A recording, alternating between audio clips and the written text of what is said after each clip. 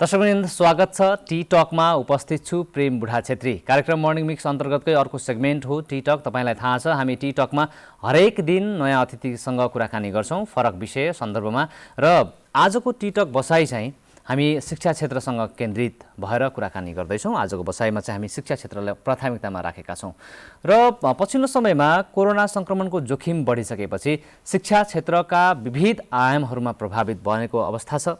विद्यार्थीहरूको मनोवैज्ञानिक विकासमा पनि यसले प्रभाव पारेको छ भने शिक्षाको गुणस्तर वृद्धिमा पनि प्रभाव पारेको अवस्था पनि छ। समग्रमा अहिले पछिल्लो समयमा साबिकको जिल्ला शिक्षा कार्यालय हुँदाखेरिको अवस्था र अहिले शिक्षा विकास तथा समन्वय इकाइ भइरहँदाखेरि यी विषयहरू चाहिँ अहिले कतिको प्रभावित बने या शिक्षा क्षेत्रको विकासमा चाहिँ अहिले कस्तो भूमिका निर्वाह गरिरहेको छ साबिकको जिल्ला शिक्षा कार्यालयले र अहिले पालिका स्तरमा भइरहेका शाखा कार्यालय या भनौँ शाखाबाट शिक्षाका शाखाहरूबाट चाहिँ भइरहेका कामहरूलाई अहिलेको शिक्षा विकास तथा समन्वय इकाइले कसरी लिएको छ। सामुदायिक विद्यालयका गुणस्तर बढाउनका लागि विभिन्न प्रयासहरू भएका छन्। ती भएका प्रयासहरूले सार्थकता रूप पाएका छन् या छैनन्। सामुदायिक विद्यालयको गुणस्तर बढाउन सकिएको छ या छैन भने किन छैन, भएको छ भने सन्तुष्ट हुने आधारहरू त्यति नै हुन् या सन्तुष्ट हुने अवस्था छ त, यी लगायतका विविध प्रसङ्गहरू कुराकानी गर्ने आजको टिटक बसाइमा हामी जमर्को गरिरहेका छौँ। मसँग आजको टिटकमा कुराकानीका लागि शिक्षा विकास तथा समन्वय इकाइ बाँकेका प्रमुख हुनुहुन्छ राम सुरेश यादव। आज हामी यी विविध सन्दर्भ सामग्रीका साथमा हामी खास गरी शिक्षाका विविध पक्षहरूलाई कोट्याउने प्रयास आजको कार्यक्रममा गर्नेछौँ। सबभन्दा पहिले म कार्यक्रममा उहाँलाई स्वागत गर्न चाहन्छु। यहाँलाई स्वागत छ सर। आराम हुनुहुन्छ? ठिकै छ। पछिल्लो समयको दिनचर्या व्यस्तता कस्तो छ यहाँको?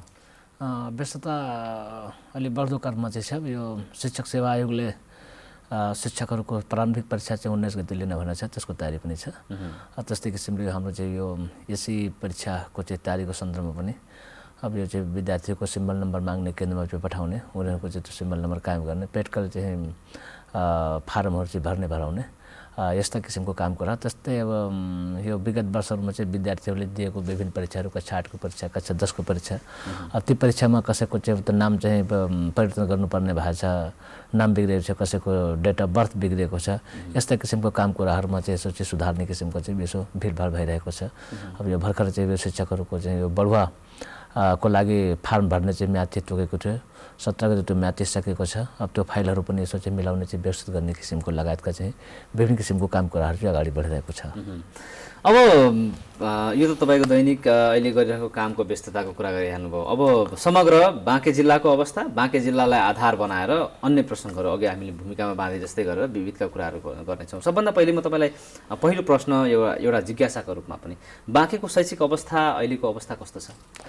बाँकेको चाहिँ समग्र रूपमा चाहिँ हेर्ने भने चाहिँ यो शैक्षिक अवस्था गत विगत वर्षको तुलनामा चाहिँ सुधार उन्मुख चाहिँ भइरहेको अवस्था छ।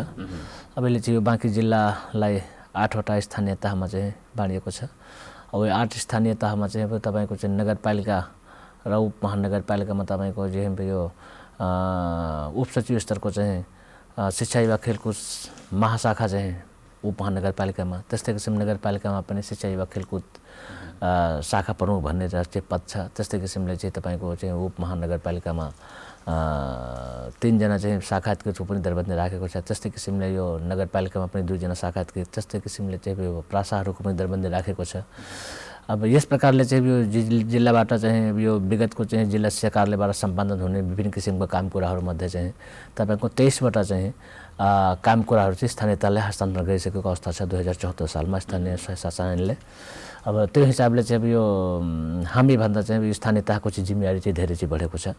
अब हाम्रो चाहिँ जिम्मेवारी भनेको चाहिँ के हो भने अब यो तपाईँको वार्षिक कार्यक्रम हुन्छ, विभागले पठाएको हुन्छ चाहिँ शिक्षा तथा मानव स्रोत विकास केन्द्रले। अब त्यहाँबाट चाहिँ पठाएको कार्यक्रमलाई चाहिँ अब यो सहज ढङ्गले प्रभावकारी ढङ्गले स्थानीय तहमा चाहिँ त्यो सबै कार्यक्रमहरू लागू गराउने चाहिँ हाम्रो जिम्मेवारी छ। स्थानीय तहको चाहिँ अब यो शिक्षा सम्बन्धी काम कुरा गर्न सन्दर्भमा चाहिँ क्षमता अभिवृद्धि गराइदिने चाहिँ समय समयमा सूचनेसन हुँदिने र हाम्रो चाहिँ अब लगभग चाहिँ महिनामा एकचोटि हामीले चाहिँ स्थानीय तहका शिक्षा विभाग खेलकुद शाखाका प्रमुखहरूसँग चाहिँ मिटिङ बस्ने गरेका छौँ।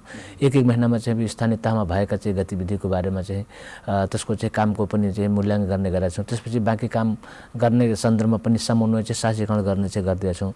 त्यस्तै किसिमले आवश्यकता परेको अवस्थामा चाहिँ हामीले चाहिँ यो हाम्रो चाहिँ यो जिल्ला समन्वय समिति पनि छ हाम्रो चाहिँ त्यहाँको चाहिँ अब यो प्रमुखजीको चाहिँ अध्यक्षतामा त्यहाँ चाहिँ अब यो हरेक पालिका प्रमुखहरूको उपस्थिति हुन्छ।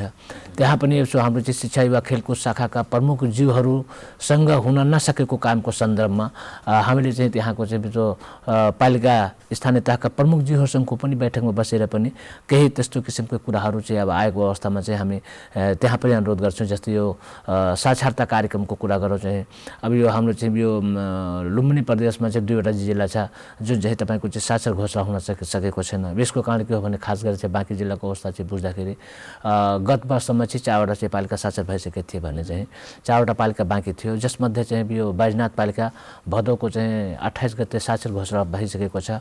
अझै हाम्रो जिल्लामा 3वटा चाहिँ पालिका छ जसमा चाहिँ नेपालगञ्ज उपमहानगरपालिका छ, त्यस्तै किसिमले चाहिँ तपाईँको डुरुवा पालिका छ, नरेन्द्रपुर पालिका छ। यी 3वटा चाहिँ पालिकामा साक्षरताको चाहिँ कार्यक्रम अगाडि बढेको थिएन।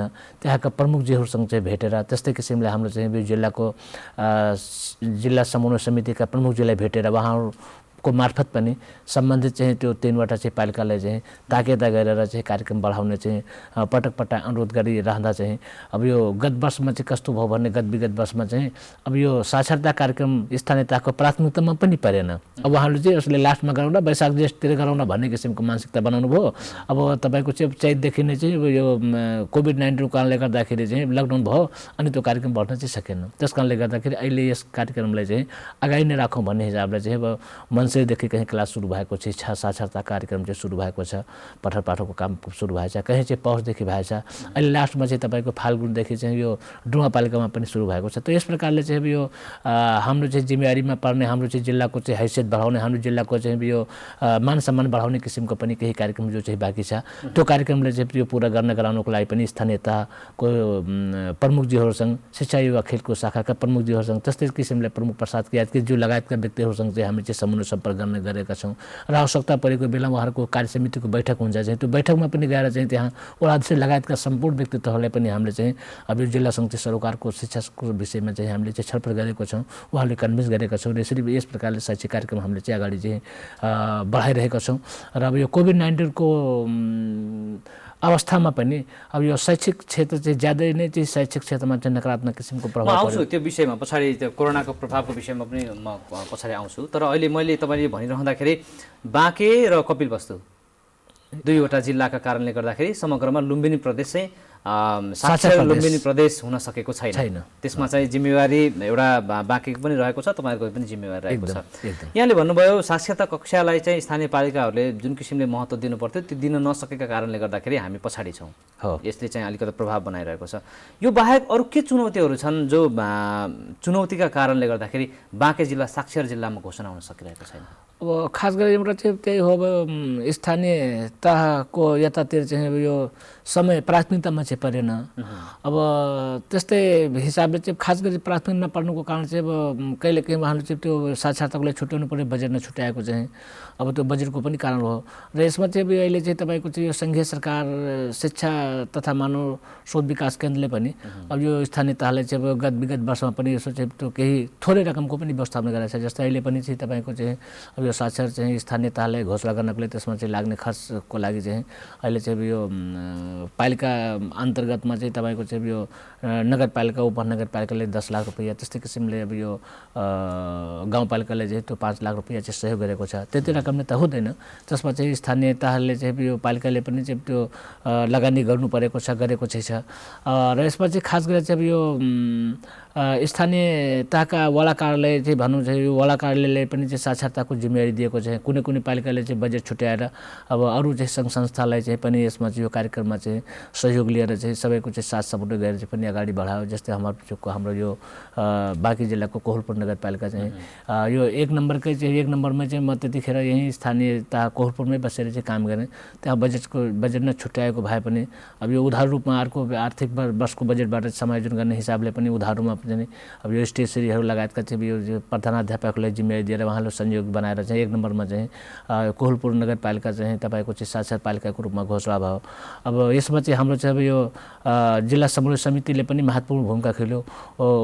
समितिले चाहिँ के भन्यो भने त्यतिखेर उहाँसँग चाहिँ पैसा पनि थियो होला चाहिँ जिल्ला समन्वय समितिसँग। उहाँले चाहिँ यो पहिलो चाहिँ पालिका साक्षर घोषणा हुनेलाई चाहिँ 50 लाख, त्यसपछि दोस्रोलाई 25 लाख, त्यसपछि अर्कोले चाहिँ त्यो 12.5 लाख, यसरी चाहिँ त्यो उहाँले चाहिँ प्रोत्साहन गर्ने पनि प्रयास गर्नुभयो। उहाँको कुरा के थियो भने जस्तै चाहिँ यो पालिकाले आफ्नो चाहिँ यो पालिकाभित्र भएका विद्यालयमा भौतिक अवस्थाले सुधार गर्नको लागि शैक्षिक अवस्था सुधार गर्न शिक्षक राख्नको लागि पनि रकमको आवश्यकता पर्छ।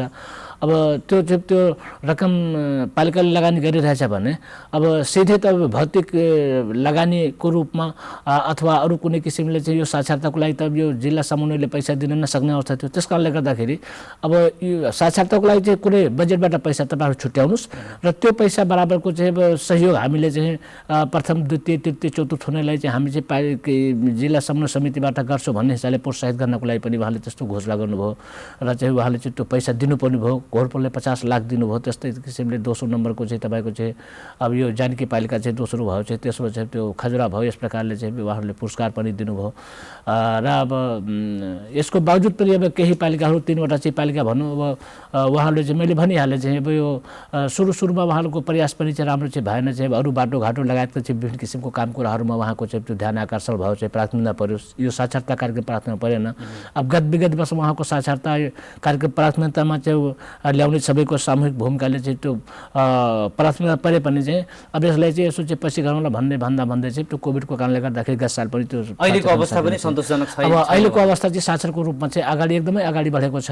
अब यो मलाई लाग्छ यो नारायणपुर पालिकामा चाहिँ साक्षर चाहिँ भइसकेका छन् सबै चाहिँ। त्यहाँ चाहिँ त्यो क्लास पहिले नै सुरु भएको थियो भनेको। अब बाँके चाहिँ साक्षर जिल्ला कहिलेसम्म घोषणा हुने सम्भावना छ? अब यो जेष्ठको लास्टसम्म चाहिँ अब हाम्रो चाहिँ कार्यक्रम चाहिँ छ। किनभने अब यो नारायणपुर पालिका लगभग चाहिँ यो साक्षरता कक्षा सञ्चालन गरे थियो। त्यहाँ लगभग चाहिँ त्यो हाम्रो चाहिँ एउटा चाहिँ त्यो उद्देश्य अनुरूपले चाहिँ अब त्यसको चाहिँ प्रतिशत पुर्याइसकेको छ। नेपालगञ्ज पनि अब यो निकट भविष्यमा चाहिँ मलाई लाग्छ 10-15 दिनमा त्यहाँ पनि त्यो साक्षरताको कक्षाहरू चाहिँ अब साक्षरता कार्यक्रम पुरा भएर चाहिँ त्यो बन्द हुने अवस्था छ। अब यो डुङ्गुवा पालिका अलिकति यो फाल्गुनको 1 गतेदेखि चाहिँ सञ्चालन गरेको कारणले गर्दाखेरि त्यहाँ अझ 1-8 महिना चाहिँ लाग्न सक्छ। त्यस कारणले गर्दाखेरि अब यो सबैले चाहिँ यो मिलाएर चाहिँ सबैले समायोजन गर्ने हिसाबले चाहिँ अगाडि बढ्दाखेरि अब यो पहिले त अब यो स्थानीय तहको चाहिँ पालिकाहरू 3वटा पालिका चाहिँ घोषणा हुनु पर्यो चाहिँ। अब यिनीहरू घोषणा भइसकेपछि त्यसपछि हाम्रो चाहिँ जिल्लाको चाहिँ अब यो 8वटा चाहिँ पालिका घोषणा भइसकेपछि त्यसपछि चाहिँ हामीले चाहिँ जिल्ला घोषणाको चाहिँ तयारी अगाडि बढाउनेछौँ। सङ्घीयता लागू भइसकेपछि पालिका स्तरमा शिक्षाका शाखाहरू खुले। शिक्षाका शाखाहरूले आफ्नो हिसाबले काम गर्न सुरु गरिसकेपछि तपाईँहरूको अघि तपाईँले भन्नु जस्तै गरेर केही अधिकारहरू स्थानीय तहमा गएपछि तपाईँको अधिकार कटौती पनि भए। कहीँ न कहीँ तपाईँलाई के लाग्छ यो विषयमा चाहिँ खास गरी भनौँ न शिक्षा विकास समन्वय समिति इकाइको चाहिँ अधिकार कटौती भएका कारणले गर्दाखेरि हामीले केही उपलब्धि हासिल गर्न सकेनौँ या पालिका स्तरमा खुलेका शिक्षा शाखाहरूले चाहिँ जुन किसिमले जिम्मेवारी निर्वाह गर्नुपर्थ्यो त्यो गर्न सकेनन्? यहाँलाई के लाग्छ त्यो विषयमा चाहिँ? अब यसको त्यो दुईटै पक्ष छ। सकारात्मक पक्ष पनि छ, नकारात्मक पक्ष पनि छ। अब यो उद्देश्य यसको चाहिँ के थियो भने अब स्थानीय तहमा चाहिँ अधिकारको प्रतियोजन भएपछि अब स्थानीय तहले चाहिँ अब यो समस्याहरू चाहिँ पत्ता लगाउने, अब यो निकटतम हिसाबले विद्यालयको अनुगमन गर्ने चाहिँ र विद्यालयहरूको चाहिँ आवश्यकतालाई परिपूर्ति गर्ने चाहिँ र शैक्षिक स्तरमा चाहिँ सुधार हुने किसिमको चाहिँ अपेक्षा चाहिँ गरिएको थियो। तर अब त्यो हिसाबले हेर्दाखेरि हाम्रो 8वटा चाहिँ पालिकामा चाहिँ अब खास गरी चाहिँ समस्या भनेको चाहिँ के हो भने चाहिँ अब मैले चाहिँ बुझेको चाहिँ अब यो 56 सालदेखि चाहिँ अब यो शिक्षा क्षेत्रमा तपाईँको चाहिँ यो विद्यालयको सङ्ख्या बढ्दै गयो, विद्यालय अपग्रेड हुँदै गयो, प्राइमेरीबाट निमावि भयो, निमाविबाट मावि भयो, माविबाट उच्च मावि भयो। तर त्यहाँ चाहिँ त्यो स्थायित्व किसिमले चाहिँ दरबन्दीहरूको चाहिँ सृजना चाहिँ भएन। त्यस कारणले गर्दाखेरि यो विद्यालयहरूमा चाहिँ तपाईँको चाहिँ अब यो 1 नम्बरमा चाहिँ शिक्षकको चाहिँ दरबन्दीको अभावहरू चाहिँ देखियो। अब यो हुन त अब कुनै न कुनै हिसाबले नेपाल सरकारले दरबन्दीको परिपूर्ति गर्ने प्रयास गरिराखेको थियो, गरी पनि राख्यो। अब जस्तै चाहिँ तपाईँको चाहिँ सुरुमा चाहिँ यो राहत भने चाहिँ त्यो राहत शिक्षक चाहिँ एउटा चाहिँ त्यो टेम्पोरेरी हिसाबले चाहिँ शिक्षक व्यवस्थापन गर्यो। अब कहिले चाहिँ त्यो पिसिएफको हिसाबले पनि शिक्षकको व्यवस्थापन गर्यो। अहिले चाहिँ शिक्षण सिकाइ अनुदानको रूपमा पनि चाहिँ यो अङ्ग्रेजी गणित विज्ञानमा चाहिँ यो निमावि र माध्यमिकतामा चाहिँ शिक्षक भर्ना गर्नको लागि पनि बजेट चाहिँ शिक्षकहरूको चाहिँ त्यो फुल पेमेन्ट चाहिँ पाउने हिसाबले चाहिँ व्यवस्थामा गइरहेको चाहिँ छ। अब यसको बावजुद पनि चाहिँ अब जुन किसिमले चाहिँ विद्यालयहरू अपग्रेड भयो, विद्यालयको सङ्ख्या बढ्यो जनसङ्ख्याको हिसाबले, त्यो हिसाबले चाहिँ अहिले स्थानीय तहले पनि अब सबै ठाउँमा चाहिँ अब आवश्यकता अनुसारको शिक्षक दिन चाहिँ सकिरहेको अवस्था चाहिँ छैन। अब यसमा चाहिँ अब सोच चाहिँ अब केन्द्रको पनि थियो, स्थानीय तहको पनि थियो। अब यो स्थानीय तह भित्र अब यो विद्यालय गयो भने त्यसपछि त्यसको चाहिँ जिम्मेवारी लिन्छ, तर त्यो खासै चाहिँ त्यो परिवर्तन भएको चाहिँ पाएको छैन यो जिल्लामा पनि। शिक्षा शाखाहरूले जुन किसिमले भूमिका खेल्नु पर्थ्यो त्यो जिम्मेवारी निर्वाह गर्न सकिरहेका छैनन्, यहाँको मूल्याङ्कन त्यो हो? छैन त्यो अब एकदम चाहिँ त्यो अब 100% चाहिँ जुन किसिमको आशा अपेक्षा थियो त्यो हिसाबले गरिरहेको छ। यसमा चाहिँ दुईवटा कुरा चाहिँ आयो। एउटा कुरा के छ भने चाहिँ अब यो हाम्रो चाहिँ अब हुन त स्थानीय तहमा कर्मचारीहरूको पनि कमीले गर्दाखेरि होला। अब हाम्रो चाहिँ यो एक त त्यसै पनि अब शिक्षा क्षेत्रमा चाहिँ यो शिक्षा युवा खेलकुद शाखाले चाहिँ अब कायम गरेको दरबन्दी नै कम छ। जस्तै चाहिँ एउटा चाहिँ स्थानीय तहमा तपाईँको एउटा चाहिँ शाखा प्रमुख अधिकृत स्तरको छ, त्यस्तै किसिमले अब एउटा प्रासा दिएको छ गाउँपालिकामा चाहिँ। अब त्यो चाहिँ विभिन्न किसिमको हाम्रो चाहिँ सांस्कृतिक कार्यक्रमदेखि लिएर चाहिँ यो चाहिँ विभिन्न किसिमको तालिम, विभिन्न किसिमको यो रेकर्डहरू चाहिँ मेन्टेन गर्ने चाहिँ कुराको लागि समय पुगिरहेको छैन। विद्यालयको अनुगमन चाहिँ कमसेकम चाहिँ अब 2 महिनामा एकचोटि भए पनि अलिकति राम्रै हुन्थ्यो चाहिँ, तर त्यस्तो भइरहेको छैन। अब स्थानीय तहले हाम्रो चाहिँ शिक्षा युवा खेलकुद शाखाका कर्मचारीले पनि अर्को काममा पनि लगाइरहेको मैले चाहिँ देखिरहेको छु। अब यता त्यो शिक्षातिरको कामै उहाँले चाहिँ भ्याउन चाहिँ सक्नु भएको छैन चाहिँ। अब यस्तो अवस्थामा चाहिँ अर्को चाहिँ काममा चाहिँ कहिले चाहिँ तपाईँको चाहिँ अब यो भूमि समस्या समाधानमा चाहिँ त्यो लगाइदिएछ, कहीँ चाहिँ तपाईँको चाहिँ यो तपाईँको यो योजना निर्माण लगायतको चाहिँ विभिन्न अर्को चाहिँ त्यो भौतिक किसिमको काम कुरामा लगाएको पाएछ, कहिले कस्तो चाहिँ किसिमको यस प्रकारले चाहिँ विभिन्न किसिमको काममा चाहिँ लगाइदिँदाखेरि चाहिँ अब जुन उहाँले चाहिँ यो शिक्षा क्षेत्रमा एक त त्यसै पनि चाहिँ जनशक्तिको कमी छ। अब भएको जनशक्तिको पनि अधिकतम चाहिँ उचितम चाहिँ प्रयोग चाहिँ हुन सकेको चाहिँ छैन। अब अर्को कुरा चाहिँ यो अब विद्यालयको अनुगमन निरीक्षण नभइरहेको अवस्थामा चाहिँ विद्यालयमा भएको समस्याहरूलाई चाहिँ हाम्रो उद्देश्य त हाम्रो केन्द्रबिन्दु भनेको त्यो विद्यार्थी हो। अब विद्यार्थीसँग हाम्रो चाहिँ त्यो पहुँचै हुन सकिरहेको छैन चाहिँ भन्ने चाहिँ अब यो चाहिँ त्यो तपाईँको विद्यार्थीको समस्या, शिक्षकको समस्यालाई चाहिँ त्यो पत्ता लगाएर त्यसपछि त्यसलाई चाहिँ साझीकरण गर्ने, त्यो समस्याले समाधान गर्ने किसिमको चाहिँ उपायहरू पनि चाहिँ त्यो अगाडि बढाउन चाहिँ सकिएको चाहिँ छैन। अब अर्को चाहिँ तपाईँको शिक्षकको दरबन्दीको सन्दर्भमा अब केही पालिकाहरू त राम्रो गरेका छन्, जस्तै राप्ती, सोनारी, कोहलपुरै भनौँ चाहिँ लगायतका चाहिँ केही पालिकाहरू चाहिँ यो तपाईँको चाहिँ नारायणपुर हैन यस्ता किसिमको केही पालिकाले राम्रो पनि गरेका छन् भने चाहिँ दरबन्दी नभएको ठाउँमा दरबन्दीको परिपूर्ति गरेको चाहिँ छन्, त्यहाँ चाहिँ राम्रो चाहिँ काम भएको छ। कमसेकम चाहिँ अब कक्षागत हिसाबले विद्यार्थी सङ्ख्याको हिसाबले चाहिँ दरबन्दी पुरा चाहिँ त्यो नभए पनि केही चाहिँ राहत भएको छ। तर अब अरू पालिकामा चाहिँ तपाईँको चाहिँ यो शिक्षामा लगानी पनि राम्रो चाहिँ भएको चाहिँ छैन। अब त्यो चाहिने ठाउँमा चाहिँ शिक्षक चाहिँ छैन।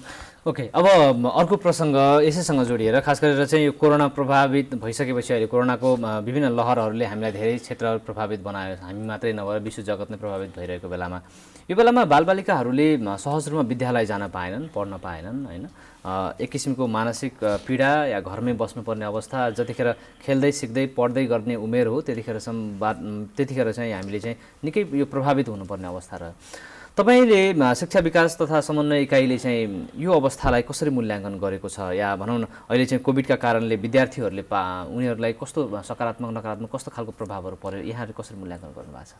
अब निश्चित रूपले नै चाहिँ यो शिक्षा क्षेत्रमा चाहिँ अब नकारात्मक चाहिँ प्रभाव परेको छ।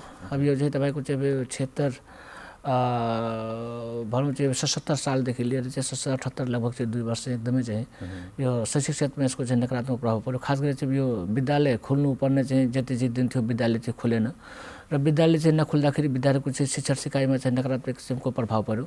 र अब यसमा विद्यार्थीहरूमा पनि अब यो साह्रै चाहिँ उहाँहरूको चाहिँ मानसिकता चाहिँ यो मनोवैज्ञानिकतामा पनि नकारात्मक चाहिँ असर पर्यो। अब यो हाम्रो पढाइ लेखाइमा चाहिँ के होला, कसरी हाम्रो चाहिँ त्यो कोर्स पुरा होला, चाहिँ हामी चाहिँ नपढेर चाहिँ पास भयो भने त भोलि हामीले चाहिँ त्यो यो जिल्ला स्तरमा, राष्ट्रिय स्तरमा, अब त्यसपछि अन्तर्राष्ट्रिय स्तरमा हामीले चाहिँ अरू विद्यार्थीसँग कसरी चाहिँ त्यो कम्पिटिसन गरौँला, कसरी प्रतिस्पर्धामा जाउँला भन्ने किसिमको चिन्ता लाग्यो। अब भावहरूमा पनि त्यस्तै किसिमको चाहिँ चिन्ता लाग्यो, हाम्रो त्यो विद्यार्थीको अवस्था चाहिँ कस्तो होला, अब यो वर्षै चाहिँ त्यो घट्ने भयो, वर्षै चाहिँ त्यो पढाइको चाहिँ त्यो समयको हिसाबले पनि लस हुने भयो भन्ने किसिमको चाहिँ। अनि त्यस्तै किसिमले अब यो चाहिँ तपाईँको सरकारी लगानीमा पनि त्यस्तै किसिमको तपाईँको चाहिँ वर्षेनी शिक्षामा भएको लगानी जो तलब भत्तादेखि लिएर चाहिँ भौतिक लगायतको विभिन्न किसिमको चाहिँ शैक्षिक सामग्री लगायतको चाहिँ त्यो सरकारको लगानी पनि चाहिँ यसो चाहिँ ह्रास हुने किसिमको अवस्था आयो। अब यसले म्यानेज गर्नको लागि अब नेपाल सरकार लगायतको चाहिँ विभिन्न सङ्घ संस्थाको सहयोगमा विभिन्न किसिमको कार्यक्रमहरू सञ्चालन भयो। अब शिक्षा विभागबाट नै त्यो विभिन्न चाहिँ तपाईँको चाहिँ च्यानल चाहिँ यो टिभी रेडियो लगायतको चाहिँ विभिन्न किसिमको कार्यक्रमहरूबाट चाहिँ तपाईँको चाहिँ त्यो अनलाइन सिस्टमबाट चाहिँ पठन पाठनको चाहिँ व्यवस्था सञ्चालन चाहिँ भयो। त्यस्तै किसिमले जिल्ला स्तरमा पनि हामीले चाहिँ यो 4 कक्षादेखि लिएर 10 कक्षाको विद्यार्थीहरूलाई चाहिँ यो पठन पाठन उनीहरूको चाहिँ समयले एङ्गेज गराउने हिसाबले चाहिँ अभिभावक विद्यार्थी सबैले चाहिँ हल्का फल्का हिसाबले एउटा सान्त्वना दिने हिसाबले प्रोत्साहन गर्ने हिसाबले पनि चाहिँ हामीले पनि त्यो विभिन्न किसिमको यो केसार रेडियो लगायतका चाहिँ विभिन्न किसिमको रेडियोहरूसँग पनि समन्वय गरेर चाहिँ हाम्रा चाहिँ शिक्षकहरूले त्यहाँ चाहिँ पठाएर चाहिँ अनलाइन सिस्टमले चाहिँ शिक्षक सिकाइले अगाडि बढायौँ। त्यस्तै किसिमले यो शिक्षा तथा मानव स्रोत विकास केन्द्रले चाहिँ विभिन्न किसिमका यो सहजीकरण चाहिँ गर्ने चाहिँ यो घरमै बसेर चाहिँ अभिभावकहरूले चाहिँ सहजीकरण गरिदिने किसिमको चाहिँ यो स्वाध्ययन सामग्रीहरूको प्रकाशन भयो। स्वाध्ययन सामग्रीको पनि शिक्षा सिकाइमा चाहिँ प्रयोग भयो। यस प्रकारले यो शैक्षिक क्षतिले चाहिँ घटाउनको लागि शैक्षिक लगानीलाई चाहिँ कम गर्नको लागि विभिन्न किसिमको चाहिँ यो प्रयासहरू भयो। जिल्ला स्तरमा पनि हामीले चाहिँ यो शिक्षा क्षेत्रसँग सम्बन्धित चाहिँ विभिन्न किसिमका चाहिँ सङ्घ संस्थाहरूको समन्वय गरेर पनि अगाडि बढायौँ। त्यस्तै किसिमले अब केन्द्रले चाहिँ मन्त्रालय विभागले पनि विभिन्न किसिमको कार्यक्रमहरू अगाडि बढायो र जसको चाहिँ फलस्वरूप चाहिँ हामीले चाहिँ शैक्षिक क्षतिलाई चाहिँ घटाउने चाहिँ प्रयास गऱ्यौँ। यसको बावजुद पनि चाहिँ शैक्षिक क्षति चाहिँ राम्रोसँग चाहिँ घट्न चाहिँ सकेको चाहिँ अवस्था चाहिँ भएन। सबैको चाहिँ घरमा रेडियो छैन, सबैको घरमा चाहिँ मोबाइल छैन, सबैको घरमा चाहिँ अनलाइनको सिस्टम छैन। हाम्रो चाहिँ यो चाहिँ तपाईँको चाहिँ यो प्रसारण गर्ने चाहिँ यो चाहिँ तपाईँको एनटिभीले चाहिँ दिने चाहिँ यो लाइन पनि चाहिँ यो पनि चाहिँ निरन्तर रूपले प्रसारण नहुने चाहिँ डिस्टर्ब हुने चाहिँ यस्ता किसिमको चाहिँ व्यवधान को बिचमा पनि चाहिँ अब यो प्रयासहरू चाहिँ सबै चाहिँ तह तबकाबाट चाहिँ भयो, जसले गर्दाखेरि अब यो केही कुराहरू चाहिँ शैक्षिक क्षतिलाई घटाउने चाहिँ काम भयो। तर अब 100% हिसाबले चाहिँ जुन किसिमले चाहिँ त्यो शैक्षिक विद्यार्थीहरूमा आउनुपर्ने थियो त्यस्तो किसिमले आउन चाहिँ सकेको छैन। हामीले चाहिँ एसई परीक्षा लगायतका विभिन्न किसिमको परीक्षाहरू पनि राम्रोसँग गराउन सकेन। चाहिँ विद्यालयमा चाहिँ परीक्षा 2 वर्षको चाहिँ एसईको परीक्षा विद्यालयमै सम्बन्धित चाहिँ त्यो विद्यालयमै गरियो। अहिले पनि तपाईँको यो प्राविधिक परीक्षाहरू चलिरहेको छ, त्यो सबै चाहिँ विद्यालयमा भइरहेको छ। हामी परीक्षा मूल्याङ्कन गर्न गएका छौँ, चित्त दुखिरहेको छ। हामी हेर्छौँ त्यहाँको शिक्षकले चाहिँ राम्रोसँग चाहिँ व्यवस्थापन चाहिँ परीक्षाको व्यवस्थापन गर्न सकेको छैन। राम्रो चाहिँ मूल्याङ्कन हुने विद्यार्थी र चाहिँ अब त्यो नराम्रो अलिकति त्यो पढाइमा कमजोर भएको विद्यार्थीहरूको चाहिँ गति चाहिँ त्यो एउटै किसिमको देखिरहेछ। विद्यालयले चाहिँ आफ्नो स्वेच्छाअनुसार पनि आफ्नो विद्यालयको नाम कमाउनको लागि चाहिँ बढीभन्दा बढी विद्यार्थीले पास गराउने, बढीभन्दा बढी अङ्क दिने किसिमको प्रयासहरू भइरहेको छ। यस्तो किसिमको अवस्था छ, यसको भविष्यमा के प्रभाव पर्छ त्यसको सन्दर्भमा चाहिँ त्यो सम्बन्धित चाहिँ निकाय चाहिँ विद्यालय चाहिँ चिन्तन चाहिँ शील छैन। त्यसको चाहिँ भोलि चाहिँ अब प्रतिस्पर्धामा जाँदाखेरि हाम्रो विद्यार्थी कमजोर हुन्छन्। अहिले चाहिँ 100% आएको रिजल्ट चाहिँ त्यो 1 वर्षपछि चाहिँ राम्रो किसिमको स्वच्छ किसिमले परीक्षा भयो भने त्यहाँ चाहिँ 50% रिजल्ट आउँदाखेरि त्यो विद्यालयको चाहिँ त्यो नतिजा, त्यो विद्यालयको चाहिँ त्यो त्यसको चाहिँ त्यो कस्तो किसिमको चाहिँ त्यसको चाहिँ आफ्नो चाहिँ परिस्थिति होला भन्ने किसिमको चिन्ता चाहिँ छैन। अहिलेको चाहिँ अवस्थामा चाहिँ यो तपाईँको चाहिँ यो अवस्थामा बढीभन्दा चाहिँ बढी विद्यार्थीले पास गराउने चाहिँ मात्रै एउटा चाहिँ त्यो हुलदङ्गा चाहिँ चल्यो चाहिँ। यस कारणले गर्दाखेरि अब यो पढेको विद्यार्थीहरू जो ब्रिलियन्ट किसिमका विद्यार्थीहरू चाहिँ थिए, राम्रो किसिमको विद्यार्थी, उनीहरू चाहिँ चिन्ता लागेको छ भने नराम्रो चाहिँ विद्यार्थी अलिकति अब यस्तै हो भन्ने हिसाबले चाहिँ पढ्नमा मन नलाग्ने चाहिँ आफ्नो चाहिँ समय चाहिँ त्यो पढाइमा नलगाउने त्यस्ता किसिमका विद्यार्थी पास हुने अवसर पाए खुसी छन्। उनीहरू चाहिँ यस्तो किसिमको चाहिँ राम्रो नराम्रो किसिमको प्रतिक्रिया चाहिँ देखिएको छ। अब जस्तो अब अर्को कुरा चाहिँ भनेको सामुदायिक विद्यालयको भौतिक सँगसँगै गुणस्तरको कुरा पनि गरिहालौँ। खास गरेर सामुदायिक विद्यालयमा सरकारी यत्रो लगानी छ, सरकारले यति भनौँ न लाखौँ करोडौँ रुपियाँ खर्च गरेर सामुदायिक विद्यालयको स्तर वृद्धिका लागि धेरै मेहनत गरिरहेको अवस्था पनि छ। के कुराहरूले अझै पनि तुलनात्मक रूपले हेर्दाखेरि सामुदायिक विद्यालयको जुन हिसाबले अगाडि हुनुपर्थ्यो, वृद्धि विकास हुनुपर्थ्यो, गुणस्तरीयता बढ्नुपर्थ्यो भन्ने कुराहरू छ, त्यसमा अझै पनि हामीले सुधार गर्न सकेनौँ भन्ने कुराहरू एउटा गुनासोको रूपमा आइरहन्छ। अहिलेको अवस्था त्यस्तै हो, अलिकति सुधार भएको छ? धेरै राम्रो चाहिँ प्रश्न तपाईँले अहिले चाहिँ गर्नुभयो चाहिँ यो मलाई लाग्छ आजको यसमा चाहिँ सबभन्दा चाहिँ राम्रो अति उत्तम प्रश्न यही नै हो चाहिँ। सबैको चाहिँ चिन्ता, सबैको चासोको विषयवस्तु हो। अब शिक्षा प्रदान गर्ने हिसाबले हेर्दाखेरि हाम्रो चाहिँ यो समुदायमा चाहिँ 2 किसिमको चाहिँ विद्यालयहरू चाहिँ यो सञ्चालनमा चाहिँ छन्। एउटा सामुदायिक विद्यालय जसले सरकारी विद्यालय पनि भन्ने गरिन्छ, अर्को चाहिँ संस्थागत विद्यालय हो, इङ्ग्लिस मिडियम स्कुल लगायतका चाहिँ यो मदरसा लगायतका विभिन्न किसिमका चाहिँ विद्यालयहरू चाहिँ छन्। मदरसा धार्मिक विद्यालय त यता चाहिँ यो सामुदायिक विद्यालयतिर नै चाहिँ लिएका छौँ।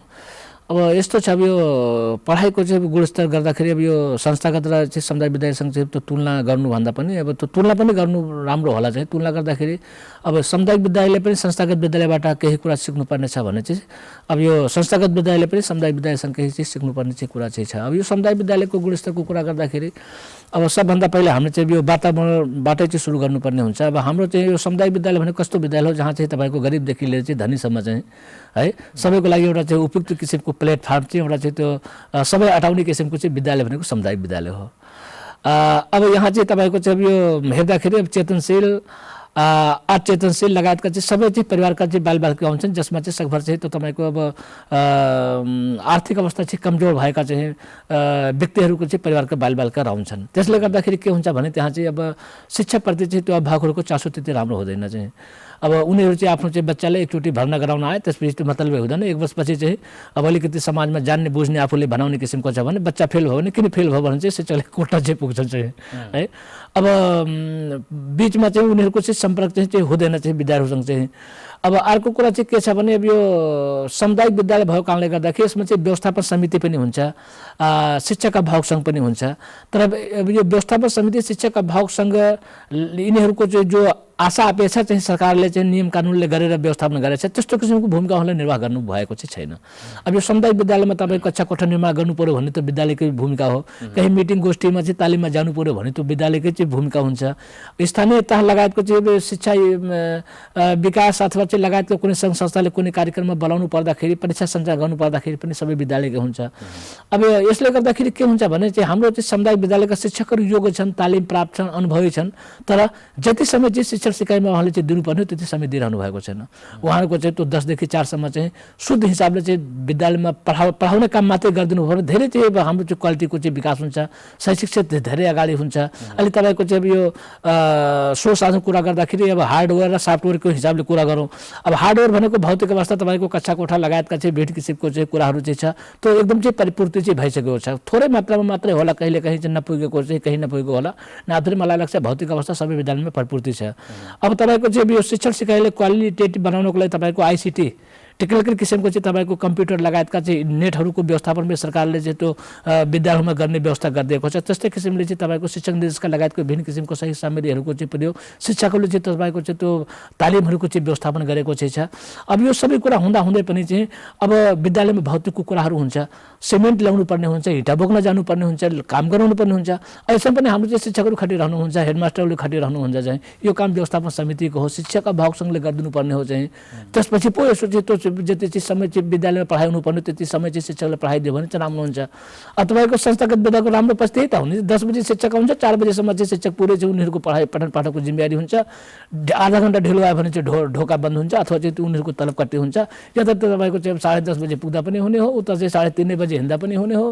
बिचमा चाहिँ म फाँट ठाउँमा मलाई बोलाएको छ भने चाहिँ निस्दा पनि हुने भयो।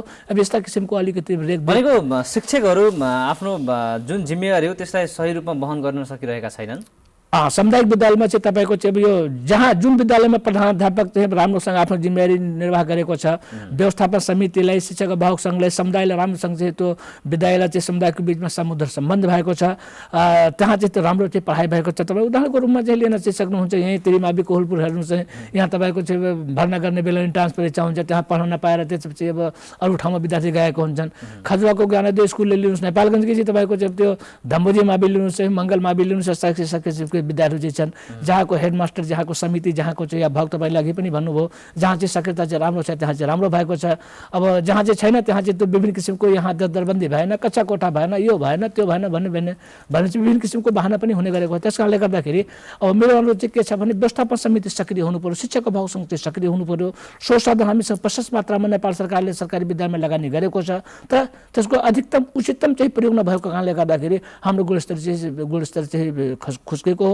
यसमा सम्बन्धित सरोकारवाला चाहिँ जसको बालबालिका पढ्छन्, विद्यालयमा विद्यालय 6 घन्टा मात्रै हुन्छ, 18 घन्टा भागसँग हुन्छ, त उहाँहरूले पनि यसमा चाहिँ ध्यान दिनु पर्यो। भएको चाहिँ त्यो कुराहरू चाहिँ यो त्यहाँ चाहिँ राख्नु पर्यो। त्यो विद्यालय आफ्नो हो भने चाहिँ एउटा आफ्नो त जगाउनु पर्यो। यस्ता किसिमका काम कुराहरू चाहिँ कम छ। मैले भनिहालेँ अब शिक्षकको चाहिँ अब कहिलेकाहीँ त शिक्षकहरूले चाहिँ म पढाउँछु भने चाहिँ चाहना राख्दै पनि चाहिँ अरू चाहिँ भौतिक निर्माण यताउता विभिन्न किसिमको कामको कारणले गर्दाखेरि बाहिर जानुपर्ने किसिमको अवस्था चाहिँ हुन्छ।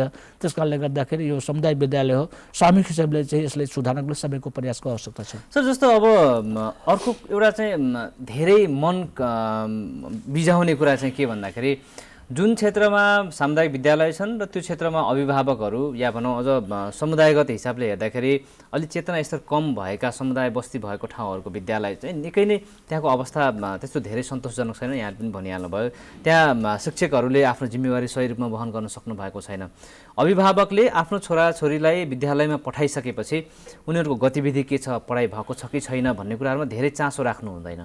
जस्तो अझ बढी यो चौधरी समुदाय बढी भएको ठाउँमा, मुस्लिम बाहुल्य क्षेत्रहरू बढी भएको ठाउँमा चाहिँ नागरिकहरू आफ्नो छोराछोरीको अवस्था के छ भन्ने खालको कुराहरूमा चाहिँ त्यति धेरै चासो राख्नुहुन्न, जसका कारणले गर्दाखेरि शिक्षकहरूले आफ्नो हिसाबले पढाउनुहुन्छ।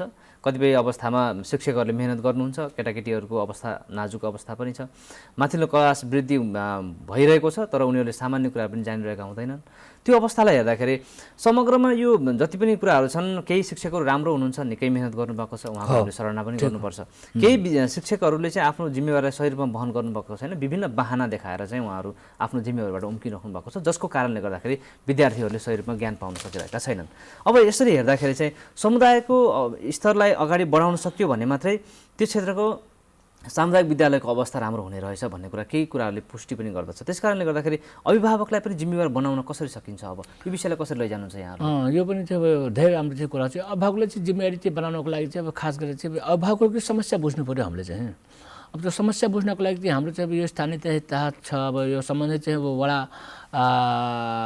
कार्यालयको मतहातमा चाहिँ अब त्यसको चाहिँ अब सेवा क्षेत्रभित्र एउटा वडा कार्यालयको सेवाभित्र कुन कुन विद्यालयहरू चाहिँ छन्, त्यो विद्यालयको चाहिँ यसो चाहिँ यो व्यवस्थापन समितिलाई खास गरी चाहिँ अहिलेको कुरा चाहिँ म व्यवस्थापन समितिलाई मात्रै चाहिँ जोड दिन्छु। व्यवस्थापन समिति शिक्षक अभिभावकसँग चाहिँ जुन चाहिँ विद्यालय र समुदायको बिचमा एउटा चाहिँ त्यो कडीको एउटा चाहिँ पुलको चाहिँ काम गरिराखेको हुन्छ। अब यो हाम्रो चाहिँ विद्यालयमा चाहिँ अभिभावक भेलाहरू पनि चाहिँ भइराखेको हुन्छ। अब यस्तो चाहिँ भेलाहरूमा पनि यसो अभिभावकहरू नआउने पनि मैले चाहिँ देखिरहेको छु। जुन ठाउँमा चाहिँ यो अलि अचेतन किसिमको अवस्था चाहिँ छ, शिक्षाप्रति चाहिँ त्यो चासो नराखेको अवस्था छ, त्यो ठाउँमा चाहिँ अभिभावक भेलामा पनि अभिभावक चाहिँ नआउने चाहिँ किसिमको कुराहरू छ। अब यसको लागि चाहिँ के गर्नुपर्छ भने विद्यालय अलिकति चाहिँ त्यही मैले अघि पनि अनुरोध गरेँ चाहिँ यो प्रधानाध्यापकको भूमिका चाहिँ महत्त्वपूर्ण हुन्छ चाहिँ। अब यो हामी यो विद्यालय चाहिँ अभिभावककै लागि खोलेछौँ, यो समुदायको लागि खोलेको छ भन्ने किसिमको चाहिँ भान गराउनु पर्ने हुन्छ। अब यो प्रधानाध्यापकले पनि अब यो 10-5 हजार रुपियाँ चाहिँ यसो चाहिँ तपाईँको चाहिँ यो मोबाइलमा चाहिँ यसो चाहिँ यसमा पनि खर्च गर्नुपर्ने हुन्छ। अब अभिभावकले चाहिँ त्यो जसको चाहिँ विद्यार्थी कमजोर छन् त्यस्तो कमजोर विद्यार्थीको अभिभावकले चाहिँ बोलाउने, नभए आफै पनि अभिभावकको भिजिटिङमा चाहिँ जाने, चाहिँ कक्षा शिक्षक चाहिँ जाने, त्यहाँ चाहिँ अभिभावकहरू चाहिँ हाम्रो चाहिँ विद्यालयप्रति उनीहरूको चाहिँ त्यो सकारात्मक भावना चाहिँ किन नभएको चाहिँ त्यस्तो किसिमको कुराहरू चाहिँ बुझ्ने। र अब 15 दिन 20 दिन चाहिँ यो तपाईँको चाहिँ 20 दिनमा एकचोटि चाहिँ यो एक कक्षामा विद्यार्थीले भर्ना गर्ने बेलामा केही पनि जानेको हुँदैन भने चाहिँ 10 दिन 15 दिनपछि चाहिँ त्यो केही न केही त 1-2वटा अक्षर चाहिँ जानेको हुन्छन्, 1-2वटा चाहिँ गिन्ती लेख्न चाहिँ पढ्न जानेको हुन्छन्। अनि अभिभावकले बोलाएर त ल तपाईँको बच्चा चाहिँ भर्ना गर्ने बेला केही पनि जानेको थिएन, अहिले यस्तो किसिमको जानेछ, यो तपाईँहरूको चाहिँ सहयोगबाट हो, तपाईँहरूले पनि घरमा चाहिँ यसो चाहिँ बच्चाले 1-8 घन्टा चाहिँ बिहान बेलुका पढाउने चाहिँ पढ्ने व्यवस्था गरिदिनु भएछ। त्यस कारणले गर्दाखेरि राम्रो भएको छ, बच्चाले होमवर्क गरेर ल्याएको छ भन्ने हिसाबले चाहिँ त्यो अभिभावकले पनि प्रोत्साहन चाहिँ प्रेरणा गर्नु पर्यो। यस्तै किसिमले अब यो अरू पनि अभिभावकहरूबाट चाहिँ त्यो गर्नुपर्ने किसिमको काम कुराहरू चाहिँ अब यो उनीहरूको खाजाको व्यवस्थापनको कुराहरू भयो, त्यस्तै किसिमले यो लोगा लत्ता लाउने किसिमको कुरा हो। अहिले चाहिँ ठुलो समस्या भनेको कस्तो भने चाहिँ नियमितताको कुरा चाहिँ छ विद्यालयहरूमा चाहिँ। एउटा चाहिँ शिक्षक टाइम नपाउने चाहिँ पढाउन, अनि शिक्षक पढाउँछ भने चाहिँ विद्यार्थी नआउने। तपाईँको अब यो खेतीको सिजनमा धान चाहिँ रोप्ने बेलामा, धान काट्ने बेलामा, गहुँ चाहिँ काट्ने बेलामा यस्तो किसिम त्यस्तै किसिमले अब यो गाउँघरमा कसैको बिहेबारी भएको बेलामा यो प्राथमिक तहको चाहिँ त्यो सानो कक्षाको विद्यार्थी नआइदिने। अब पढाइ त तपाईँको निरन्तर हुन्छ नि, आज चाहिँ काठ सिकाएछ भने भोलि खाद सिकाइन्छ, आज 1 को गिन्ती सिकाएछ भने भोलि 2 सिकाइन्छ। अब लगातार 10-15 दिनसम्म चाहिँ विद्यार्थी आएन भने त उनीहरूको त्यो प्रारम्भिक किसिमको आधारभूत किसिमको चाहिँ पढ्नुपर्ने कुरा छुटेको हुन्छ भनेको। जसपछि चाहिँ उनले चाहिँ त्यो आगामी दिनमा त्यसले चाहिँ त्यो कन्ट्रोल गर्न चाहिँ सक्दैन, त्यो शिक्षण सिकाइ गर्न सक्दैन। त्यसमा त्यस्तो किसिमको कुरामा चाहिँ अभिभावक पनि चिन्तनशील हुनुपर्छ। 2-4 दिन चाहिँ विद्यार्थी स्कुल गएको छैन भने यो बिचमा के पढाइ भएको छ भने अभिभावकले पनि चासो राखेर चाहिँ त्यो कुरा विद्यार्थीले चाहिँ सिकाउने प्रयास गरिदिनुपर्छ। विद्यालय पनि अनुपस्थित भएको त्यो रिकर्ड राखेर त्यसपछि त्यो दिन के पढाइ भयो छुट्टै किसिमले चाहिँ साँझ बिहान एउटा चाहिँ कोचिङ जस्तो किसिमको एउटा चाहिँ थप कक्षाको व्यवस्थापन गरिदिनुपर्ने यस प्रकारले चाहिँ गर्यो भने चाहिँ अभाव पनि विद्यालयप्रति चाहिँ लालित हुन्छन्। हाम्रो विद्यालय त सुधार भयो, हाम्रो विद्यालयमा राम्रो किसिमले भयो भने चाहिँ इङ्ग्लिस मिडियममा चाहिँ उता किन जान्छन्? खास गरी त्यो तपाईँको दुईवटा कुराले हो कि उता संस्थागत विद्यालयतिर चाहिँ हाम्रो अभिभावकहरूको आकर्षण हुने, एउटा चाहिँ तपाईँको चाहिँ त्यहाँको भौतिक वातावरण राम्रो हुन्छ, चाहिँ सफा सुग्घर हुन्छ, बेन्च हुन्छ, कुर्सी हुन्छ, अलिकति रोमान्टिक किसिमको त्यहाँ वातावरण हुन्छ। अर्को किसिमको चाहिँ अर्को चाहिँ त्यहाँको कुरा चाहिँ त्यो पढाइ लेखाइ चाहिँ राम्रोसँग चाहिँ त्यो तपाईँको निरन्तर किसिमले 10 देखि 4 सम्म चाहिँ हुन्छ। सामुदायिक विद्यालयमा पनि यी कुराहरू लागू वातावरण हामीले चाहिँ बनाउनु पर्यो। हाम्रो चाहिँ प्रधानाध्यापकले, शिक्षकले, त्यहाँको व्यवस्थापन समितिले र त्यसमा चाहिँ केही आवश्यक चाहिँ चिजहरू स्वसाधनको छ भने हाम्रो समितिवाला कार्यालयले चाहिँ स्थानीय तहले त्यस्तो किसिमको कुराहरूमा चाहिँ सहयोग गरिदिनुपर्छ। हस्, म आजको कुराकानी यही टुङ्ग्याउँछु। महत्त्वपूर्ण कुराकानी रह्यो। तपाईँलाई सोध्नका लागि मसँग अरू थुप्रै जिज्ञासाहरू पनि थिए, तर समयको पाबन्दी छ। हामीलाई यो महत्त्वपूर्ण समय उपलब्ध गराइदिनु भएकोमा यहाँलाई धेरै धेरै धन्यवाद दिन चाहन्छु। ल, यहाँले पनि धन्यवाद छ प्रेमजी। हवस्, नमस्कार। दर्शकवृन्द, कार्यक्रम मर्निङ मिक्स अन्तर्गतको टी टकमा आज हामीले शिक्षा क्षेत्रसँग सम्बन्धित रहेर कुराकानी गऱ्यौँ। समग्र शिक्षा प्रणाली, कोभिडले पारेको प्रभाव, अहिलेको अवस्था, शिक्षा सामुदायिक विद्यालयको शैक्षिक गुणस्तरलाई बढाउनका लागि अहिले भइरहेका प्रयास र अझै के गर्न सकिन्छ भन्ने विषयमा अभिभावक र प्रधानाध्यापकको जिम्मेवारी लगायतको थुप्रै विषयमा कुराकानी गऱ्यौँ। शिक्षा विकास तथा समन्वय इकाइ बाँकेका प्रमुख हुनुहुन्थ्यो राम सुरेश यादवज्यूसँग कुराकानी गऱ्यौँ। उहाँसँगको कुराकानी कस्तो लाग्यो प्रतिक्रिया दिनुहोला। यस लगत्तै जिल्ला अपडेट लिएर उपस्थित हुन्छौँ, हामीसँग रहनुहोला।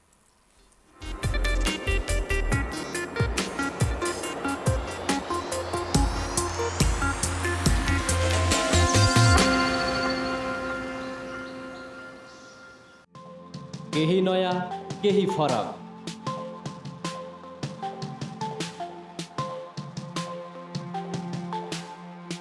राष्ट्रिय सञ्चारको मेरुदण्ड नेपाल टेलिभिजनको प्रादेशिक च्यानल एनटिभी कोहलपुर, पश्चिम नेपालको लुम्बिनी, कर्णाली र सुदूर पश्चिमको एकमुष्ट आवाज, सत्य समाचार, तटस्थ विचार, कार्यक्रममा मौलिकता, समावेशिता र विकासमा विस्तार, डिजिटल दुनियाँमा तपाईको विचार र भावनालाई संसारसँग जोड्दै एनटिभी कोहलपुर, सूचना, शिक्षा र मनोरञ्जनको यो यात्रा हो समृद्धिको।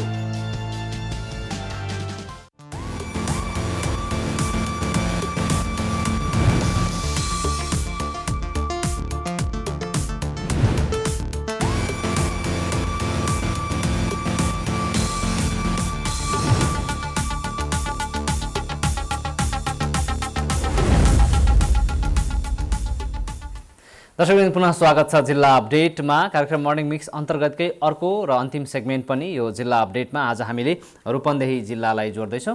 खास गरी हिजोको समाचारमा हामीले रूपन्देहीमा खास गरी यो बेलहिया नाकाबाट चाहिँ पर्यटकहरू ओहोर दोहोर गर्नुहुन्छ। भारतीय लगायत अन्य देशका नागरिकहरू पनि ओहोर दोहोर गर्नुहुन्छ। हाम्रो देशमा घुम्न आउने पर्यटक सँगसँगै स्थानीयहरूलाई नाका भएर ओहोर दोहोर गर्नका लागि निकै समस्याहरू उत्पन्न भएका छन्। त्यहाँ निर्माण गरिएको बाटो र केही निर्माणाधीन अवस्थामा रहेको र छोडिएको अवस्थाका कारणले गर्दाखेरि धुलोले समस्या बनाएको छ। पर्यटकहरू पनि त्यसबाट शास्ति भोग्न बाध्य छन् र सँगसँगै फोहोर व्यवस्थापन नहुँदाखेरि र अव्यवस्थित पार्किङले गर्दाखेरि एउटा सीमा क्षेत्रबाट एउटा देश प्रवेश गर्दै गर्दाखेरि एउटा पर्यटकले, नागरिकहरूले कस्तो महसुस गर्छन् होला, यो हामी आफैले पनि सोच्नुपर्ने कुरा हो। सम्बन्धित निकाय जिम्मेवार नहुँदाखेरिका केही घटनाक्रमहरू यसरी बढिरहेको भनेर चाहिँ समाचारहरू आइरहेको थियो। थप अपडेट लिने प्रयास गरिरहेका छौँ। सहकर्मी केशव भण्डारी टेलिफोन सम्पर्कमा जोडिनु भएको जानकारी मैले प्राप्त गरेको छु। केशवजी नमस्कार, स्वागत छ। धन्यवाद प्रेमजी। अब हिजो हामीले तपाईँले नै रिपोर्टिङ गरेर पठाउनु भएको एउटा समाचार सामग्रीका विषयमा थप अपडेट लिने प्रयास गरिरहेका छौँ। खास गरी त्यो समाचारमा छुट्याइएका पाटोहरूलाई आज कोट्याउने प्रयास गरौँ यो जिल्ला अपडेटमा। यो नाकाबाट जसरी मानिसहरू ओहोर दोहोर गर्ने हुन्छ, तपाईँले भने जस्तै गरेर त्यहाँ चाहिँ अव्यवस्थित पार्किङहरू छ जसले गर्दाखेरि त्यो जाम हुने एउटा व्यवस्थित बनाउन नसकेको कुराहरू चाहिँ जोडिएको छ। फोहोर व्यवस्थापन हुन सकिरहेको छैन। सम्बन्धित निकायहरूले यो विषयमा किन गम्भीरता देखाउन सकिरहेका छैनन् होला? खास गरेर यो केही वर्षदेखि बुटोल भैरवा बेलैयासम्मका लागि 6 लेन सडक चाहिँ निर्माणाधीन थियो र धेरै भूभाग बुटोलदेखि भैरवासम्म सकिएको अवस्था छ। यद्यपि जहाँनिर नाका छ हामीले पहिले नै पनि भनिसक्यौँ कि जहाँ नेपालको सबैभन्दा धेरै पैदल पर्यटकहरू आउने स्थान हो।